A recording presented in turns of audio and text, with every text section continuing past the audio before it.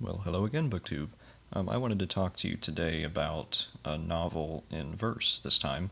It's something that I have talked about in the past week on this, if you call this a channel, and that is Eugene Onegin by Alexander Pushkin.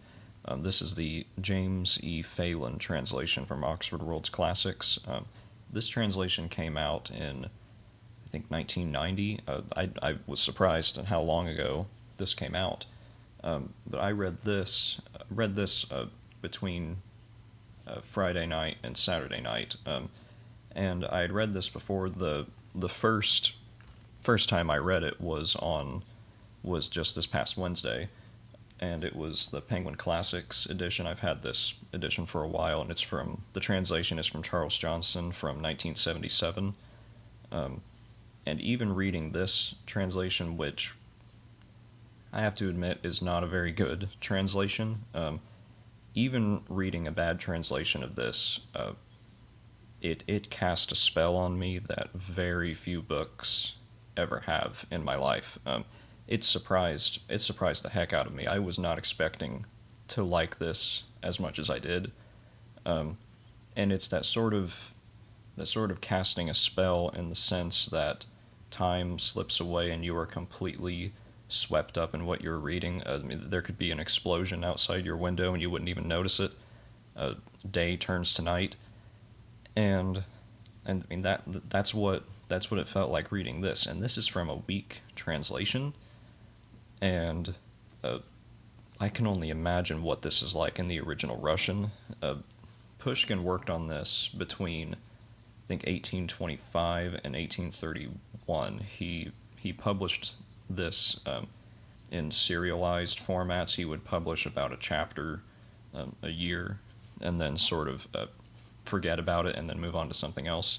Um, and so I read this particular translation, and Johnston notes in his introduction, or well, his translator's note to this book, that his main goal was to create as readable an edition of the story as possible, while also preserving what's known as the Onegin verse or the Pushkin sonnet. That became popular after this was published, and it's definitely readable.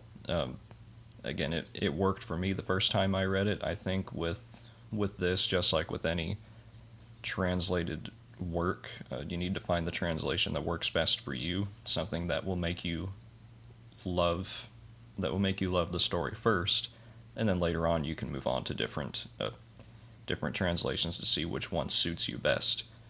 But yeah, this worked just fine for me. But then I was reading a little bit about the different translations of this novel, and I have this sort of cool. I should have taken it down from my shelf. I don't know if you can see it up there. It's next to Moby Dick. It is a Heritage Press edition of Eugene Onegin, translated by Babette Deutsch, assuming I'm pronouncing that right.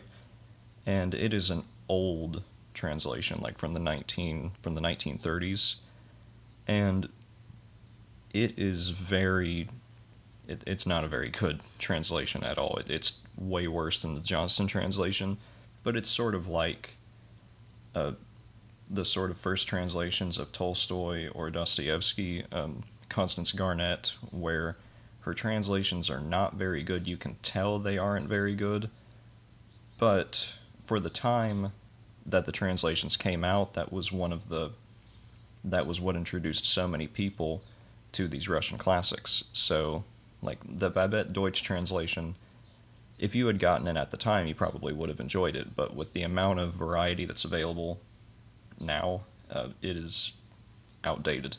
Like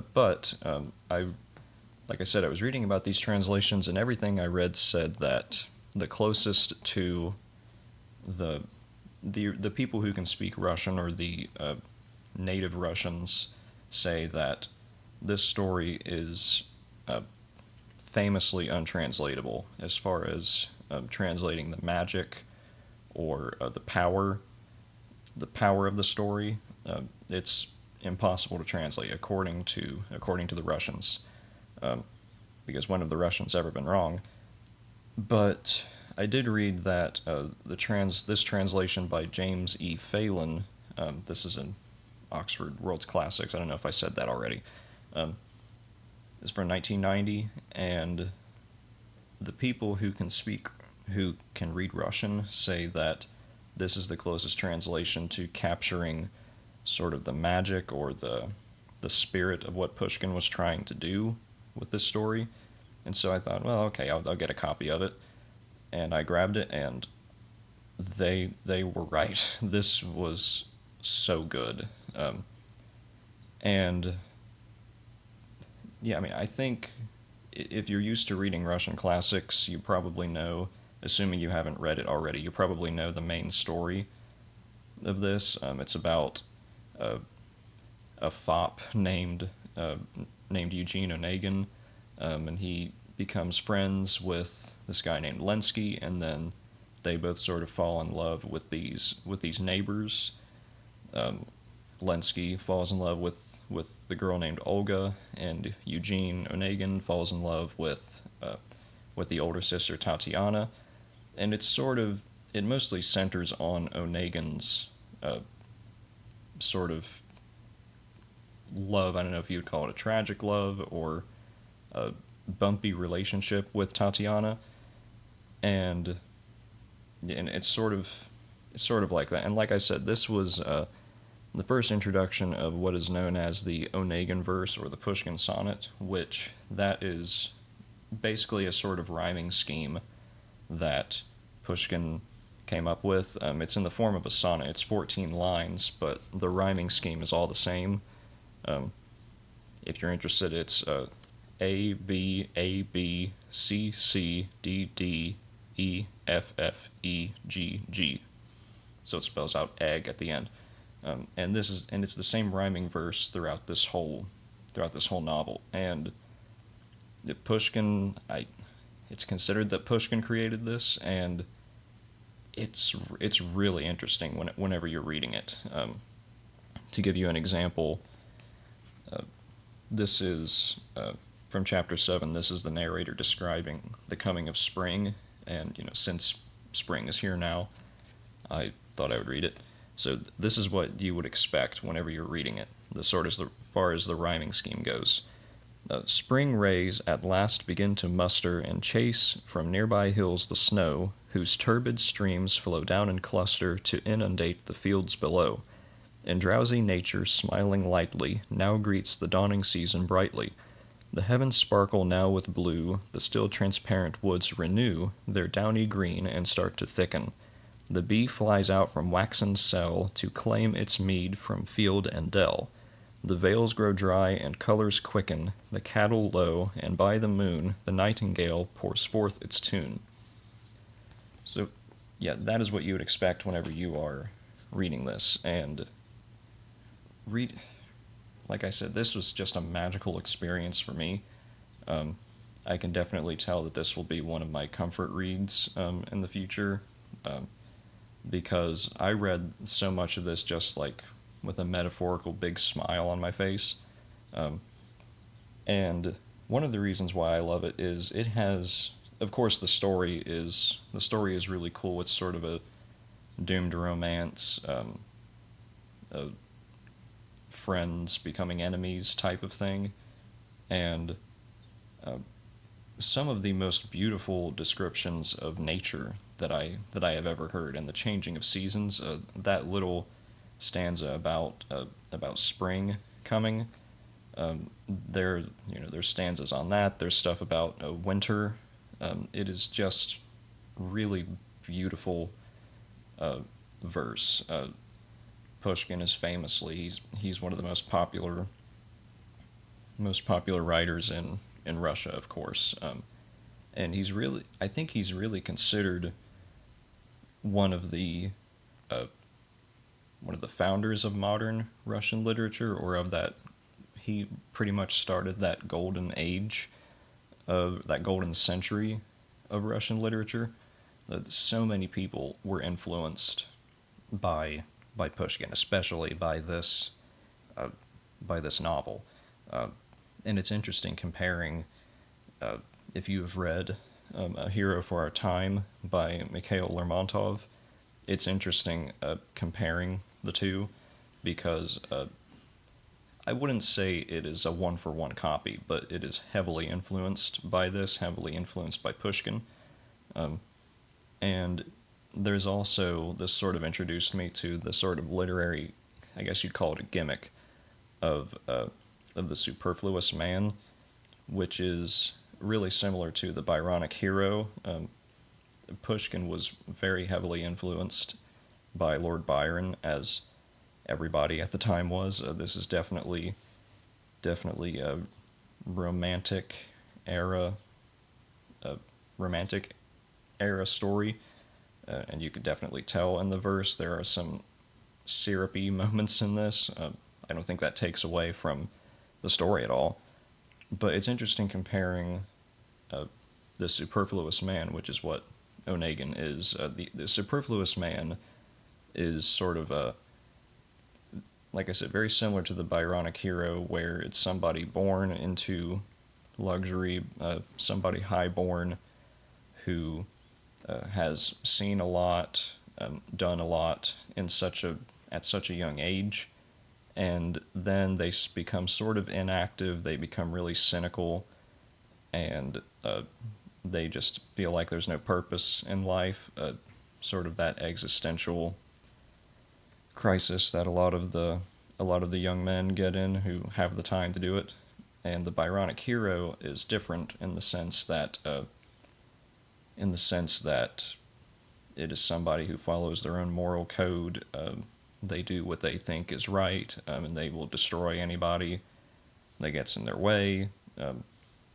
Think of the Byronic hero as Edmond Dantes in The Count of Monte Cristo, or Heathcliff in Wuthering Heights, or Rochester in Jane Eyre. And the superfluous man, think, of course, Eugene Onegin, and if you've read A Hero of Our Time, Pickhorin, from that main character from that novel. And yeah, I think the superfluous man was mostly central to Russia, to Russian literature. I don't think it spread too far from Russia at the time. And something interesting about this story is that, so you get this story, like I said, of Onegin and his friendship with Lenski, and then the narrator sort of jumps in, which the narrator is pretty much a carbon copy of Pushkin himself. He sort of breaks the fourth wall and just talks to the reader and says, oh, well, this story, that's enough story. I'm going to pretty much tell you what I think about things. Kind of similar to War and Peace by Tolstoy, but this is not nearly as insufferable as Tolstoy's bloviating is. But you get the sense that the narrator is a twit. I don't know if that is intentional on the part of Pushkin or if that is merely accidental. Maybe Pushkin himself was a twit. I'm going to be reading T.J. Binyon's biography of Pushkin very soon, and so I will figure that out then. But I have a hard time believing that element is accidental, because you get the sense while you're reading this that Pushkin is in complete control of the narrative. The twists and turns and the tricks, just the way that he plays with the language and with the poetry throughout this novel it impressed me a lot. It's very impressive. And like, if you've never read this, or if you've never heard of this, like a novel in verse format, that may sound off-putting, but don't be intimidated by it. It works really well. You will have no growing pains whenever you're reading it. And granted that you find the right translation. And I'm surprised that this did not spark other novels in verse, or why more authors did not jump on this gimmick, because, I mean, nowadays there is Vikram Seth's novel The Golden Gate, where he tries to recreate the Pushkin sonnet. I have not read it, but I know that it's another novel in verse, and I guess the poem "The Demon" by Lermontov is another sort of a novella in verse. It's not as long as this is. This is only about 220 pages, but it's all in verse, so you can get through it really quickly. Um, and yeah, I'm just surprised that nobody jumped on this bandwagon earlier. Maybe because they knew that they couldn't do it as well as Pushkin could. Pushkin he's a master of poetry. Um, and like the second time you read this, so the first time when you're reading through this and then the narrator decides to jump in and says, "Oh well, let me tell you what I think about some stuff," that can be annoying. That when you first read it, you think, "Oh God, will you just go on with the story? I don't care about you." But then the second time you read it, I think you get Pushkin's wit and irony more often. There are moments of humor in this, and if you cannot, so this translation, the humor is not very well captured at all, but in this, it definitely is. The first verse of the entire novel is unexpectedly funny. So you want to try to find a translation that captures the humor. Yeah, and on that second read, I think you get his like I said, his biting wit and his cynicism more, not just in Onegin, but in the narrator himself. And yeah, so the story is just really interesting. It's really good. There is, I think, people, especially people in Russia, they know about Tatiana's letter to Onegin. There's two famous letters in this novel, both sort of confessing their love for one another. Tatiana writes one for Onegin, and then later on, Onegin writes one for Tatiana. And then there's the famous duel at the end of this, which is really interesting because Pushkin himself famously died in a duel by making somebody mad, and then somebody making him mad, and then Mikhail Lermontov, who was heavily influenced by Pushkin, he died the same way, and a hero of our time has a duel at the end of it. But it's interesting how, I guess I'm sort of getting into the plot points of this, so if you want to avoid spoilers, you may want to leave this video now. But it's interesting how when Onegin confronts Tatiana about her letter to him, he mentions one of the things he does to sort of get her away from him is he says that, "Oh, well, you will soon forget me, and you'll move on to someone else. That's the way that young people are. I've been through this before. You'll get over me pretty quickly." And then later on, after Onegin kills Lenski in this duel, Olga, his betrothed, moves on very quickly from him and marries somebody else and just completely forgets him. So that's the sort of irony I really liked in this. So yeah, if you have not read this, I strongly recommend that you do. I cannot sing its praises highly enough.